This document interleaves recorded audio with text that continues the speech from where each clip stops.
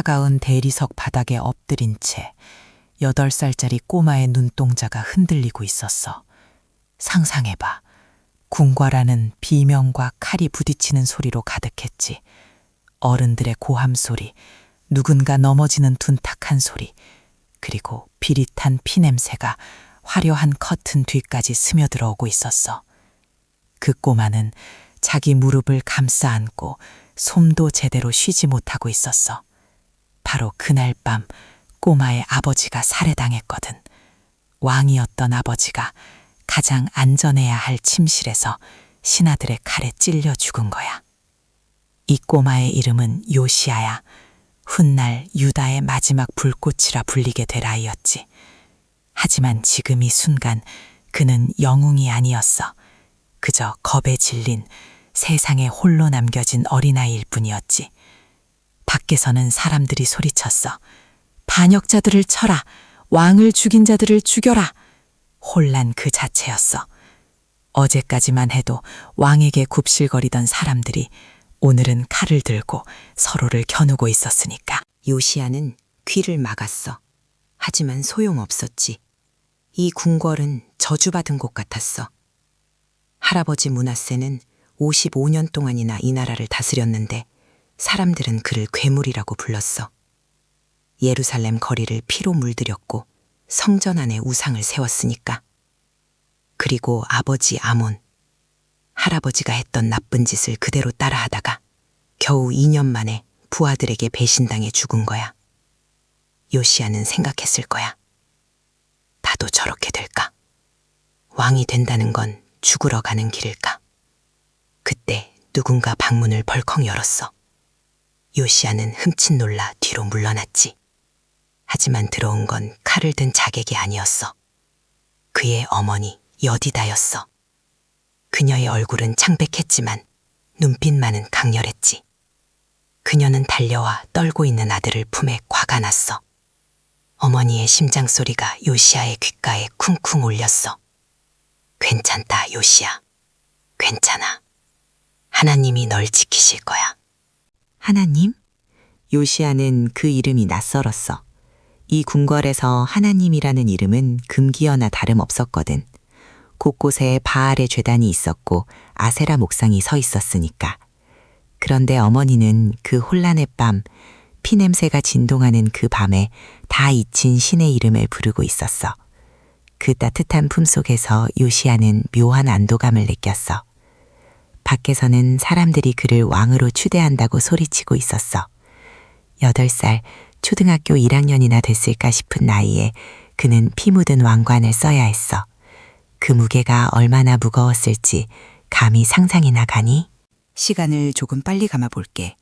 왕관을 쓴 꼬마는 궁궐의 높은 의자에 앉아 있었지만 사실상 허수아비나 다름없었어.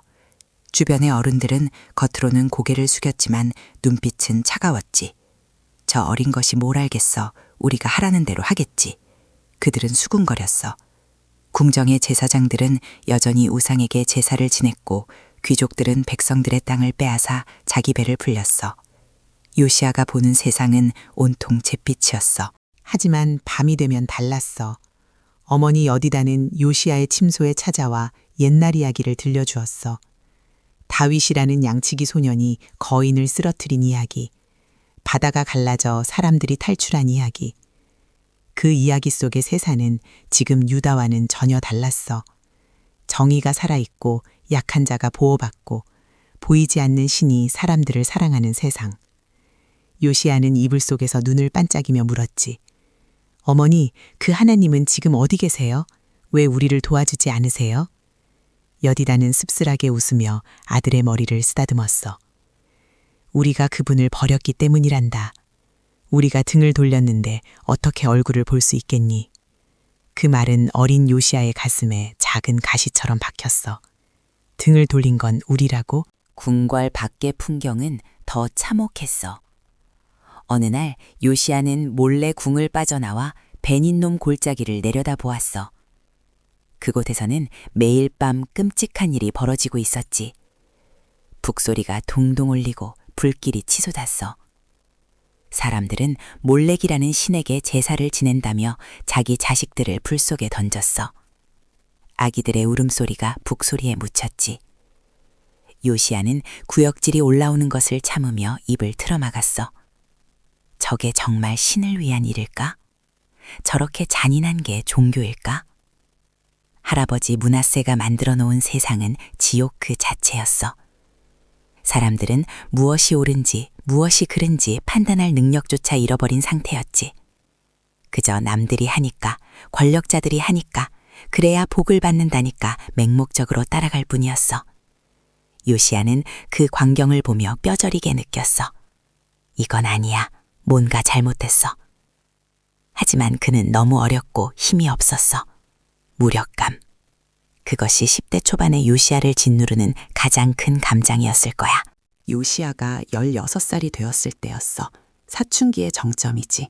보통 이 나이 때 왕들은 술과 여자, 사냥에 빠지기 마련이야. 권력의 달콤함을 알게 되니까. 하지만 요시야는 달랐어. 궁궐의 화려한 연회장 구석에서 그는 혼자였어. 음악 소리가 시끄러울수록 마음은 더 공허했지. 그는 자신의 텅 빈 마음을 무엇으로도 채울 수 없다는 걸 깨달았어. 어느 날 새벽 잠을 이루지 못하던 요시야는 왕실 기록 보관소에 들어갔어.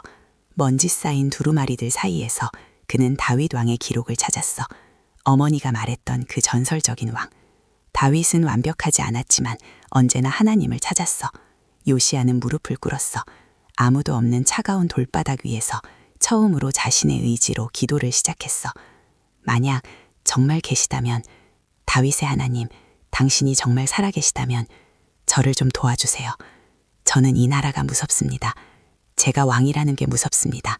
길을 보여주세요. 그때였어. 마음속 깊은 곳에서 뜨거운 것이 올라왔어. 눈물이 터져 나왔지.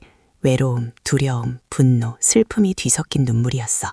그리고 그 끝에 찾아온 건 기이한 평안이었어. 마치 누군가 어깨를 감싸 안아주는 듯한 느낌. 역대하 34:3. 아직도 어렸을 때 곧 왕위에 있은 지 8년에 그의 조상 다윗의 하나님을 비로소 찾고, 성경은 이 순간을 이렇게 짧게 기록하지만 그 밤은 요시야의 인생을 송두리째 바꾼 밤이었어. 그는 더 이상 겁쟁이 소년이 아니었어. 목적이 생긴 남자가 된 거야. 20살이 된 요시야는 결단을 내렸어. 이제 더 이상 참지 않기로 한 거야. 그는 신하들을 소집했어. 그들의 표정은 떨떠름했지. 어린 왕이 또 무슨 철없는 소리를 하려나 하는 표정들이었어. 요시야는 단호한 목소리로 말했어. 지금 당장 예루살렘의 모든 우상을 치워라. 장내가 술렁거렸어. 제사장들이 반발했지. 폐하, 그것은 선왕 때부터 내려온 전통입니다. 백성들이 동요할 것입니다. 요시야는 그들을 노려보았어. 예전에 그 겁먹은 눈빛이 아니었어. 그것은 전통이 아니라 죄악이다. 내 눈앞에서 저 더러운 것들을 당장 부수란 말이다. 그는 말로만 시키지 않았어. 직접 망치를 들고 나갔지. 기드론 시내로, 베닌놈 골짜기로. 그는 바알의 제단 앞에 섰어. 거대한 돌로 만든 우상은 위압적이었어. 수많은 사람이 그 앞에서 절을 하고 있었지. 요시야가 나타나자 사람들은 숨을 죽였어. 요시야는 망치를 높이 들었어. 손에 땀이 찼어. 심장이 터질 것 같았지. 만약 저 신이 진짜라면 내가 이 망치를 내리치는 순간 번개를 맞아 죽지 않을까. 하지만 그는 내리쳤어. 쾅! 돌 부서지는 소리가 정막을 깼어. 아무 일도 일어나지 않았어. 하늘은 무너지지 않았고 땅도 갈라지지 않았어. 요시야는 다시 내리쳤어. 쾅! 쾅! 우상의 팔이 떨어져 나가고 얼굴이 뭉개졌어. 그제야 백성들도 깨달았어. 저건 그냥 돌덩이구나. 아무 힘도 없는 돌덩이였어. 요시야의 개혁은 지독하리만큼 철저했어. 그는 단순히 우상을 치우는 데 그치지 않았어. 우상들을 빻아서 가루로 만들었어. 그리고 그 가루를 우상에게 제사 지내던 자들의 무덤 위에 뿌렸어. 거짓 제사장들의 뼈를 파내어 그들의 제단 위에서 불태웠어. 끔찍해 보일 수도 있어. 하지만 요시야에게는 타협이 없었어. 암세포를 도려내려면 확실하게 도려내야 했으니까. 그는 자신이 미움받는 것을 두려워하지 않았어. 오직 하나님이 싫어하시는 것을 치우는 데에만 집중했지. 그는 유다를 넘어 북쪽 이스라엘 지역까지 올라갔어. 이미 아수르에게 멸망당해 황폐해진 땅이었지. 그곳 베델에는 오래전 여로보암 왕이 세운 금송아지 제단이 있었어. 수백 년 동안 수많은 사람을 타락시킨 그 제단 앞에 요시야가 섰어. 그는 예언대로 그 제단을 박살냈어. 먼지와 땀으로 범벅이 된 그의 얼굴을 상상해봐. 왕의 옷은 더러워졌고 손바닥에는 물집이 잡혔어. 하지만 그의 눈은 그 어느 때보다 맑게 빛나고 있었어. 26살 요시야는 이제 폐허가 된 성전을 바라보았어. 우상은 치웠지만 하나님의 집인 성전은 너무나 낡고 망가져 있었어. 벽은 금이 같고 지붕은 뚫려 있었지. 거미줄이 쳐진 성소를 보며 요시야는 가슴이 아팠어. 이곳을 수리하자. 다시 하나님이 거하실 만한 곳으로 만들자. 전국에서 헌금이 모였어. 목수들과 건축가들이 모여들었지. 성전 안은 망치질 소리와 톱질 소리로 활기를 되찾았어. 요시야는 매일 공사 현장을 찾아갔어. 일꾼들의 손을 잡고 격려했지. 우리는 지금 건물을 고치는 게 아닙니다. 무너진 우리의 마음을 고치는 겁니다. 그런데 어느 날이었어. 대제사장 힐기야가 다급하게 왕을 찾아왔어. 그의 손에는 낡은 두루마리 하나가 들려 있었지. 먼지가 뽀얗게 앉은 아주 오래된 책이었어. 폐하, 성전 구석에서 이것을 발견했습니다. 헌금함을 비우다가 벽 속에 숨겨져 있던 것을 찾았습니다. 서기관 사반이 떨리는 손으로 두루마리를 펼쳤어. 그것은 율법책이었어. 모세오경 혹은 신명기라고 추정되는 하나님의 말씀이었지. 수십 년, 아니 어쩌면 100년 넘게 아무도 읽지 않았던 책. 잊히고 버려져서 먼지 속에 파묻혀 있던 하나님의 목소리. 사반이 책을 읽어내려가기 시작했어. 네가 만일 네 하나님 여호와의 말씀을 순종하지 아니하여. 방 안에는 사반의 목소리만 울려 퍼졌어. 요시야는 의자에 앉아 듣고 있었지. 처음에는 담담하던 그의 표정이 점점 일그러지기 시작했어. 두루마리에 적힌 내용은 충격적이었어. 하나님이 얼마나 이 백성을 사랑하셨는지, 그리고 우상을 섬기고 말씀을 버리면 어떤 저주와 심판이 임할 것인지가 적나라하게 기록되어 있었거든. 요시야는 숨이 막혀왔어. 지금까지 그가 했던 개혁, 우상을 부수고 성전을 고친 것, 그는 꽤 잘하고 있다고 생각했을지 몰라. 하지만 이 책의 기준에 비추어 보니 유다의 죄는 너무나 깊고 컸어. 그들은 단순히 실수를 한 게 아니라 하나님과의 계약을 완전히 위반한 상태였던 거야. 심판은 피할 수 없는 운명처럼 보였어. 그만 읽어라. 요시야가 신음하듯 말했어. 그리고 갑자기 자리에서 벌떡 일어나 자신의 옷을 잡고 찢기 시작했어. 칙, 비단옷이 찢어지는 소리가 날카롭게 울렸어. 고대 근동에서 옷을 찢는다는 건 말로 표현할 수 없는 극심한 슬픔과 회개를 의미해. 요시야는 바닥에 주저앉아 통곡했어. 우리가 몰랐습니다. 우리가 이렇게 큰 죄를 짓고 있는 줄 몰랐습니다.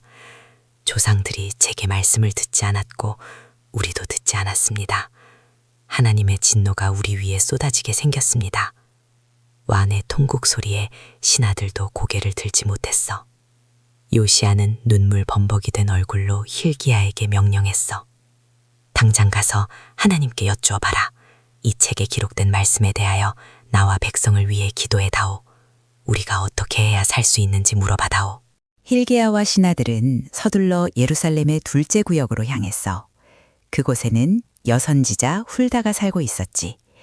훌다의 집은 소박했어. 그녀는 이미 왕의 사절들이 올 것을 알고 있었던 것 같았어. 그녀의 표정은 엄숙했지. 이스라엘의 하나님 여호와께서 이렇게 말씀하십니다.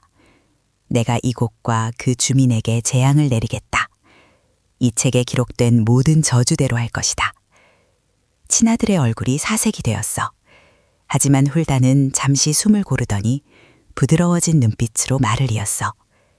그러나 유다 왕 요시야에게는 이렇게 전하시오. 네가 이곳과 주민을 향해 빈터가 되고 저주가 되리라 한 말을 듣고 마음이 연약하여 하나님 앞 곧 내 앞에서 겸비하여 옷을 찢고 통곡하였으므로 나도 내 말을 들었노라. 여호와가 말하노라. 그러므로 너는 평안히 너의 조상들의 묘실로 들어가게 하리니 내가 이곳에 내리는 모든 재앙을 내 눈으로 보지 않게 하리라. 이것은 유예였어. 멸망은 피할 수 없지만 적어도 요시야가 살아있는 동안에는 평화를 주겠다는 약속. 요시야는 절망하지 않았어. 내 대에서 끝난다면 적어도 지금 내가 할 수 있는 건 최선을 다해 하나님을 섬기는 것이다. 그는 포기하는 대신 마지막 불꽃을 태우기로 결심했어. 요시야는 모든 백성을 예루살렘으로 모았어. 남녀노소, 귀족부터 천민까지. 성전들이 사람들로 가득 찼지. 요시야는 단상에 올라갔어. 그리고 직접 그 발견된 언약책을 읽기 시작했어. 왕의 목소리가 쩌렁쩌렁 울렸어. 오늘 우리는 하나님 앞에서 언약을 맺습니다. 마음을 다하고 뜻을 다하여 여호와를 따르고 이 책에 기록된 말씀을 지키기로 맹세합시다. 백성들은 아멘 하며 화답했어. 그리고 요시야는 유월절을 준비했어. 이집트에서 노예였던 그들을 구원해 주신 날을 기념하는 축제. 하지만 사사시대 이후로 이렇게 거대하고 성대하게 유월절을 지킨 적은 없었어. 요시야는 자기 재산인 어린 양과 염소 3만 마리, 수소 3천 마리를 백성들에게 나누어 주었어. 예루살렘 거리는 고기 굽는 냄새와 찬양 소리로 가득 찼어. 레위 사람들은 악기를 연주하고 제사장들은 피를 뿌리며 제사를 드렸어. 밤 늦도록 축제가 이어졌지. 요시야는 성전 기둥에 기대어 그 광경을 바라보았어. 붉은 불빛에 비친 백성들의 얼굴은 행복해 보였어. 공포와 두려움에 떨던 그 사람들이 이제는 자유와 기쁨을 노래하고 있었어. 요시야의 눈가에 다시 한번 눈물이 맺혔어. 그래, 이거야. 이게 진짜 사는 거지. 이게 우리가 살아야 할 모습이야. 그 후로 13년 동안 요시야는 흔들림 없이 나라를 다스렸어. 성경은 그를 이렇게 평가해. 요시야와 같이 마음을 다하며 뜻을 다하며 힘을 다하여 모세의 모든 율법을 따라 여호와께로 돌이킨 왕은 요시야 전에도 없었고 후에도 없었더라. 하지만 이야기는 여기서 행복하게 오래오래 살았습니다로 끝나지 않아. 요시야의 통치 31년째 되던 해 이집트의 왕 바로 느고가 대군을 이끌고 북쪽으로 진격해왔어. 요시야는 이집트를 막기로 결정했어. 무깃도 평야, 수많은 전쟁이 치러졌던 그 피의 골짜기로 군대를 이끌고 나갔어. 전투는 치열했어. 먼지가 하늘을 뒤덮고 화살이 비처럼 쏟아졌지. 요시야는 선두에서 지휘했어. 물러서지 마라! 여호와께서 우리와 함께 하신다! 그는 소리쳤어. 하지만 그 순간 어디선가 날아온 화살 하나가 요시야의 가슴을 꿰뚫었어. 퍽 하는 소리와 함께 요시야가 비틀거렸어. 내가 다쳤다. 나를 여기서 데리고 나가라. 부하들이 급히 왕을 다른 수레에 옮겨 실었어. 요시야의 얼굴은 고통으로 일그러졌고 가슴에서는 붉은 피가 끊임없이 솟구쳐 나왔어. 덜컹거리는 수레 위에서 요시야는 흐려지는 하늘을 바라보았어. 무깃도의 태양이 붉게 지고 있었지. 하나님, 제 시간이 다 된 건가요? 제가 틀렸던 건가요? 아니면 약속하신 대로 평안히 데려가시는 건가요? 숨이 가빠왔어. 어머니 여리다의 얼굴, 성전을 고치던 일꾼들의 땀방울, 유월절 밤의 환호성, 훌다의 예언, 모든 기억이 주마등처럼 스쳐 지나갔어. 예루살렘에 도착했을 때 요시야는 이미 숨을 거둔 뒤였어. 온 나라가 통곡의 바다에 빠졌어. 예레미야 선지자는 그를 위해 슬픈 노래를 지어 불렀어. 그들의 슬픔은 단순히 훌륭한 왕을 잃은 슬픔이 아니었어. 그들은 본능적으로 알았던 거야. 요시야의 죽음과 함께 유다의 마지막 등불이 꺼졌다는 것을, 이제 다가올 것은 캄캄한 어둠뿐이라는 것을. 자, 이제 시간을 다시 현재로 돌려보자.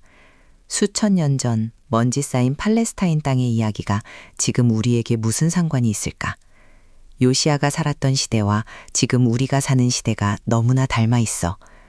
요시야 때 성전 구석에 처박혀 있던 율법책처럼 지금 우리 집 책장 어딘가에도 성경책이 먼지를 뒤집어 쓰고 있지는 않니?